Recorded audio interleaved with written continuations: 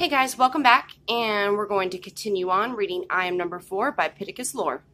Chapter 4. Another new identity, another new school. I've lost track of how many there have been over the years. 15? 20? Always a small town, a small school, always the same routine.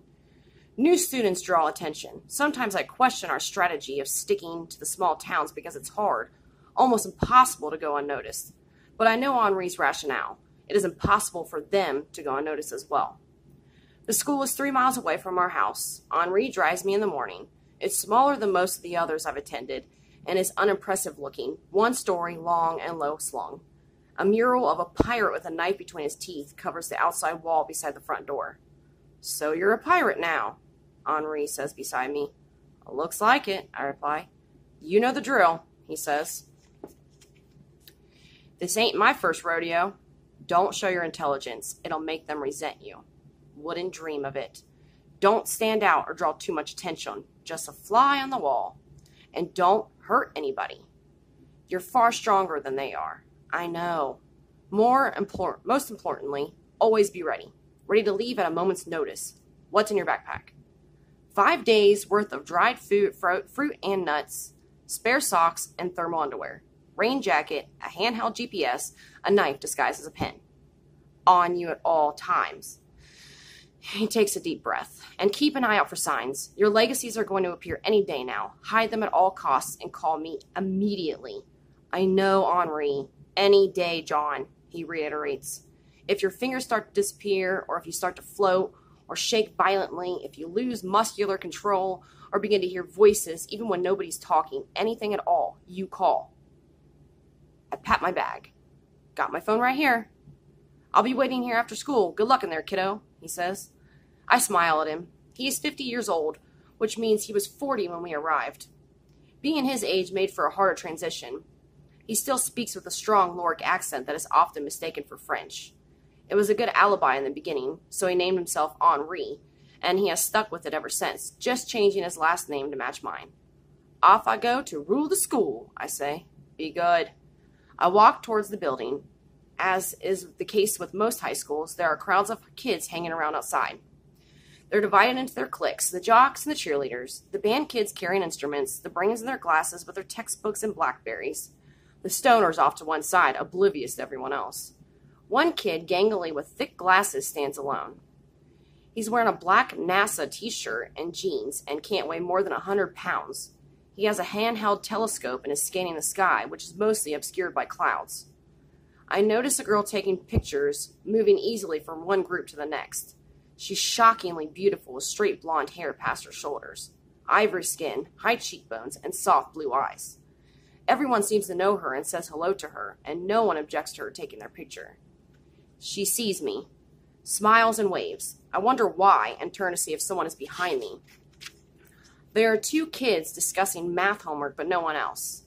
I turn back around. The girl walks towards me, smiling. I've never seen a girl so good looking, much less spoken to one, and I've definitely never had one wave and smile as if we were friends. I'm immediately nervous and start blushing, but I'm also suspicious, as I've been trained to be. As she nears me, she lifts the camera and starts snapping pictures. I raise my hands to block my face. She lowers the camera and smiles. "Don't be shy." "I'm not. I'm just trying to protect your lens. My face might break it." She laughs. "With that scowl, it might. Try smiling." I smile slightly. I'm so nervous I feel like I'm going to explode. I can feel my neck burning, my hands getting warm. "That's not a real smile," she says teasingly. "A smile involves showing your teeth." I smile broadly and she takes pictures. I usually don't allow anyone to take my picture. If it ended up on the internet or in a newspaper, it would make finding me much easier. The 2 times it happened, Henri was furious, got hold of the pictures and destroyed them. If he knew I was doing this now, I'd be in huge trouble. I can't help it, though. This girl is so pretty and so charming. As she's taking my picture, a dog comes running up to me. It's a beagle with tan floppy ears, white legs and a chest, and a slender black body. He's thin and dirty as if he's been living on his own. He rubs against my leg, whines, tries to get my attention. The girl thinks it's cute and has me kneel down so she can take pictures of me with the dog. As soon as she starts snapping shots, he backs away, though. Whenever she tries again, he moves farther away. She finally gives up and shoots a few more of me. The dog sits about 30 feet away watching us. Do you know that dog? She asks. Never seen him before. He sure likes you. You're John, right? She holds out her hand. Yeah, I say. How'd you know? I'm Sarah Hart. My mother is your real estate agent. She told me you'd probably be starting school today, and I should look out for you. You're the only new kid to show up today. I laugh. Yeah, I met your mom. She was nice. You gonna shake my hand?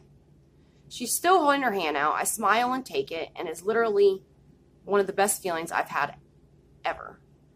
Wow, she says. What? Your hand feels hot, really hot, like you have a fever or something. I don't think so. She lets go. Maybe you're just warm-blooded.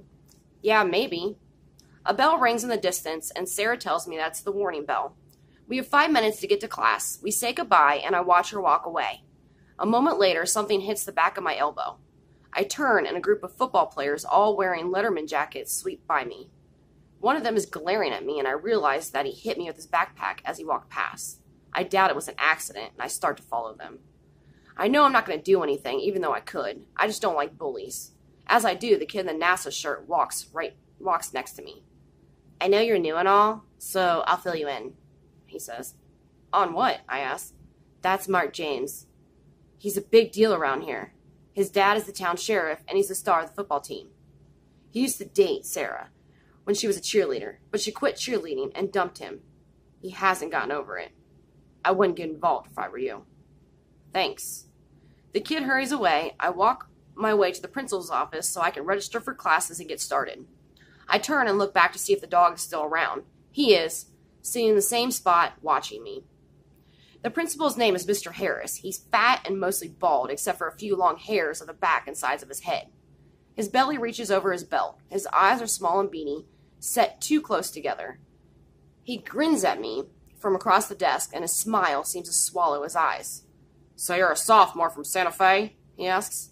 I nod, say yes, even though we've never been to Santa Fe, or New Mexico for that matter. A simple lie to keep from being traced. That explains the tan. What brings you to Ohio? My dad's job. Henri isn't my father, but I always say he is to allay suspicion. In truth, he is my keeper, or what we would be better understood on Earth as my guardian. On Lorien, there were two types of citizens. Those who develop legacies or powers, which can be extremely varied, anything from invisibility to the ability to read minds, from being able to fly to using natural forces like fire, wind, or lightning. Those with the legacies are called the Guard, and those without are called Sapon, or Keepers. I am a member of the Guard. Henri is a Sapon. Every Guard is assigned a Sapon at an early age. Sapons help us understand our planet's history and develop our powers. The Sapon and the Guard, one group to run the planet, the other group to defend it. Mr. Harris nods. And what does he do? He's a writer. He wanted to live in a small, quiet town to finish what he's working on, I say, which is our standard cover story.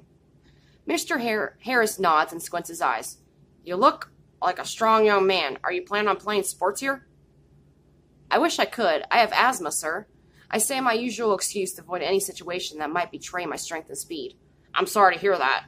We're always looking for able athletes for the football team, he says, and casts his eyes to the shelf on the wall, on top of which a football trophy sits engraved with last year's date. We won the Pioneer Conference, he says, and beams with pride. He reaches over and pulls 2 sheets of paper from a file cabinet beside his desk and hands them to me.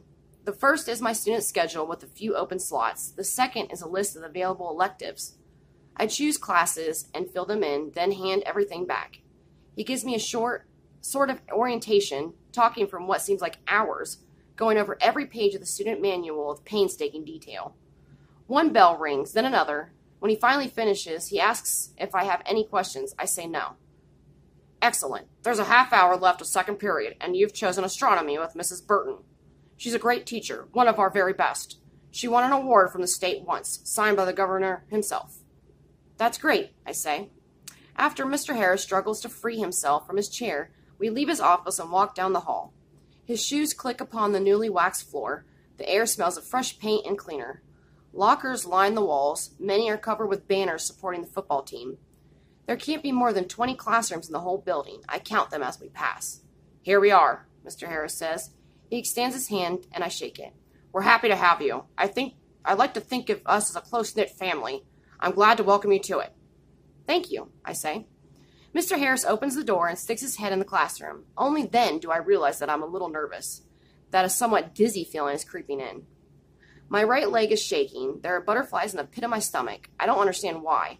Surely it's not the prospect of walking into my first class. I've done it far too many times to still feel the effect of nerves. I take a deep breath and try to shake them away. Mrs. Burton, sorry to interrupt. Your new student is here. Oh, great. Send him in, she says in a high-pitched voice of enthusiasm. Mr. Harris holds open the door, and I walk through. The classroom is perfectly square, filled with 25 people, give or take, sitting at a rectangular desk about the size of kitchen tables. 3 students to each. All eyes are on me. I look back at them before looking at Mrs. Burton. She is somewhere around 60, wearing a pink wool sweater and red plastic glasses attached to a chain around her neck. She smiles widely, her hair graying and curly. My palms are sweaty and my face feels flushed. I hope it isn't red. Mr. Harris closes the door. And what is your name? She asks. In my unsettled mood, I almost say Daniel Jones, but I catch myself and I take a deep breath and say John Smith. Great, and where are you from? I begin, but then catch myself again before the word fully forms. Santa Fe. Class, let's give him a warm welcome. Everybody claps. Mrs. Burton motions for me to sit in the open seat in the middle of the room between 2 other students. I am relieved she doesn't ask any more questions. She turns around to go to her desk, and I begin walking down the aisle, straight towards Mark James, who is sitting at a table with Sarah Hart. As I pass, he sticks his foot out and trips me. I lose my balance, but stay upright. Snickers filter throughout the room. Mrs. Burton whips around. What happened? She asks. I don't answer and instead glare at Mark. Every school has one, a tough guy, a bully, whatever you want to call him, but never has one materialize this quickly. His hair is black, full of hair gel, carefully styled so it goes in all directions. He has meticulously trimmed sideburns, stubble on his face, bushy eyebrows over a set of dark eyes. From his letterman jacket, I see that he is a senior, and his name is written in gold cursive stitching above the year. Our eyes stay locked, and the class emits a taunting groan. I look to my seat 3 desks away, then I look back at Mark. I could literally break him in half if I wanted to. I could throw him into the next country. If he tried to run away and got into a car, I could outrun his car and put it in the top of a tree. But aside from that being an extreme overreaction, Henri's words echo my mind. Don't stand out or draw too much attention. I know that I should follow his advice and ignore what has just happened, as I always have in the past. That is what we're good at, blending into the environment and living within its shadows. But I feel slightly off, uneasy, and before I have a chance to think twice, the question is already asked. Did you want something? Mark looks away and glances around the rest of the room, scoots his weight up to the chair, then looks back at me. What are you talking about? He asks. You stuck your foot out when I passed, and you bumped into me outside. I thought you might have wanted something. What's going on? Mrs. Burton asks behind me. I look over my shoulder at her. Nothing, I say. I turn back to Mark. Well? His hands tighten around the desk, but he remains silent. Our eyes stay locked until he sighs and looks away. That's what I thought. I say down at him and continue walking. The other students aren't sure how to respond, and most of them are still staring when I take my seat between a red-headed girl with freckles and an overweight guy who looks at me with his mouth agape. Mrs. Burton stands at the head of the class. She seems a little flustered, but then shrugs it off and describes why there are rings around Saturn and how they're made mostly of ice particles and dust. After a while, I tune her out and look at all the other students. A whole new group of people that I'll yet again try to keep at a distance. It's always a fine line, having just enough interaction with them to remain mysterious without becoming strange and thus sticking out. I've already done a horrible job of that today. I take a deep breath and slowly exhale. I still have butterflies in my stomach, still the nagging shake in my leg. My hands feel warmer. Mark James sits 3 tables in front of me. He turns once and looks at me, then whispers something into Sarah's ear. She turns around. She seems cool, but the fact that she used to date him and is sitting with him makes me wonder. She gives him a warm smile. I want to smile back. Gives me a warm smile. I want to smile back, but I'm frozen. Mark again tries to whisper to her, but she shakes her head and pushes him away. My hearing is much better than human hearing if I focus it, but I'm so flustered by her smile that I don't. I wish I could have heard what it was said. I open and close my hands. My palms are sweaty and beginning to burn. Another deep breath. My vision is blurring. 5 minutes pass, then 10. Mrs. Burton is still talking, but I don't hear what she is saying. I squeeze my fists shut, then reopen them. When I do, my breath catches in my throat. A slight glow is coming from my right palm. I look down at it, dumbfounded, amazed. After a few seconds, the glow begins to brighten.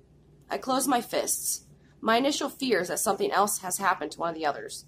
But what could happen? We can't be killed out of order. That is the way the charm works. But does that mean some other harm can't befall them? Has somebody's right hand been cut off? I have no way of knowing, but if something had happened, I would have felt it in the scars on my ankles. And only then does it dawn on me. My first legacy, must be forming. I pull my phone out of my bag and send Henri a text that says CMEE, though I meant to type come.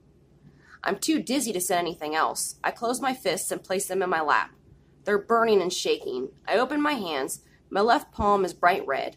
My right is still glowing. I glance at the clock on the wall and see that class is almost over.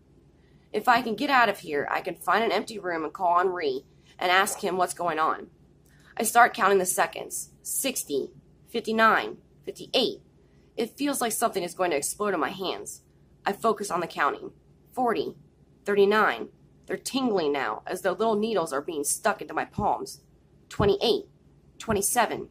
I open my eyes and stare ahead, focusing on Sarah with the hope that looking at her will distract me. 15, 14. Seeing her makes it worse. The needles feel like nails now, nails that have been put in a furnace and heated until they're glowing. 8, 7. The bell rings, and in an instant, I'm up and out of the room, rushing past the other students. I'm feeling dizzy, unsteady on my feet. I continue down the hall and have no idea where to go. I can feel someone following me. I pull my schedule from my back pocket and check my locker number. As luck would have it, my locker is just to my right. I stop at it and lean my head against the metal door. I shake my head, realizing that in my rush to get out of the classroom, I left behind my bag with my phone inside of it. And then someone pushes me. "What's up, tough guy?" I stumble a few steps, look back. Mark is standing there smiling at me. "Something wrong?" he asks. "No," I reply. My head is spinning. I feel like I'm going to pass out, and my hands are on fire. Whatever is happening couldn't be happening at a worse time. He pushes me again. "Not so tough without any teachers around, are you?" I'm too unbalanced to stay standing, and I trip over my own feet and fall to the ground. Sarah steps in front of Mark. "Leave him alone," she says. "This has nothing to do with you," he says. "Right. You see a new kid talking to me, and you try to immediately start a fight with him. This is just one of the examples of why we aren't together anymore." I start to stand up. Sarah reaches down to help me, and as soon as she touches me, the pain in my hands flares up, and it feels like lightning strikes through my head. I turn around and start rushing away in the opposite direction from the astronomy class. I know that everyone will think I'm a coward for running, but I feel like I'm about to pass out. I'll thank Sarah and deal with Mark later. Right now, I just need to find a room with a lock on the door. I get to the end of the hall, which intersects the school's main entrance. I think back to Mr. Harris's orientation, which included where the various rooms were located in the school. If I remember correctly, the auditorium, band rooms, and art rooms are at the end of this hall.